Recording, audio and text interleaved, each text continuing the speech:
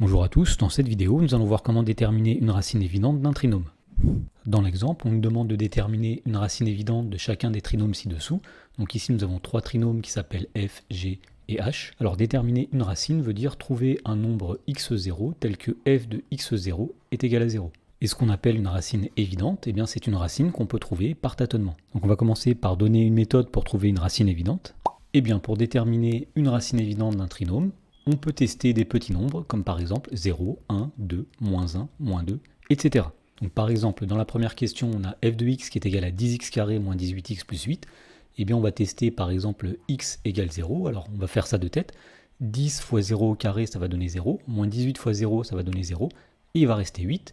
f de 0 n'est pas égal à 0, donc 0 n'est pas une racine évidente de f. Ensuite, on peut tester par exemple le nombre 1, alors quand on va faire 10 fois 1 au carré, c'est-à-dire 10 fois 1, ça va donner 10. Moins 18 fois 1, c'est-à-dire moins 18. Donc 10 moins 18, ça va donner moins 8. Et moins 8 plus 8, ça va donner 0. Donc on voit ici que le nombre 1 est une racine évidente. Et donc pour le montrer, on va écrire que f de 1, c'est 10 fois 1 au carré, moins 18 fois 1, plus 8. Alors on a dit que 10 fois 1 au carré, c'était 10. Moins 18 fois 1, c'est-à-dire moins 18, plus 8. Et on voit que ça donne 0.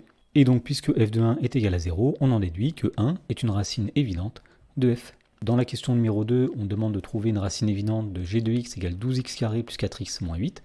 Donc encore une fois, on va tester des petits nombres, 0, 1, 2, moins 1, moins 2, etc. Alors commençons par x égale 0. 12 fois 0 au carré, ça va donner 0. Plus 4 fois 0, ça va donner 0. Il va rester ici moins 8. Donc g de 0, c'est moins 8. Donc 0 n'est pas une racine évidente. Ensuite, on va tester par exemple avec x égale 1. Alors 12 fois 1 au carré, ça fait 12. Plus 4 fois 1, ça fait 4. Donc 12 plus 4, 16.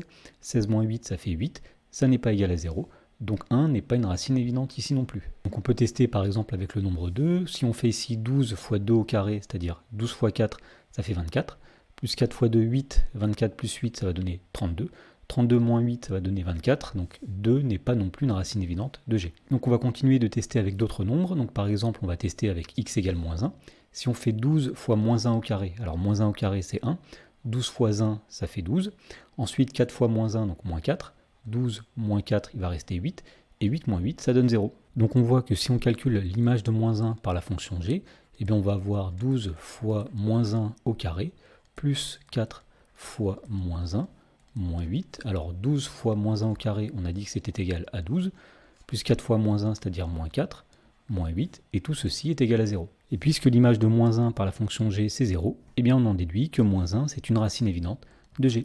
Dans la troisième question, on nous demande une racine évidente du trinôme h tel que h de x égale moins 5x carré plus 7x plus 6.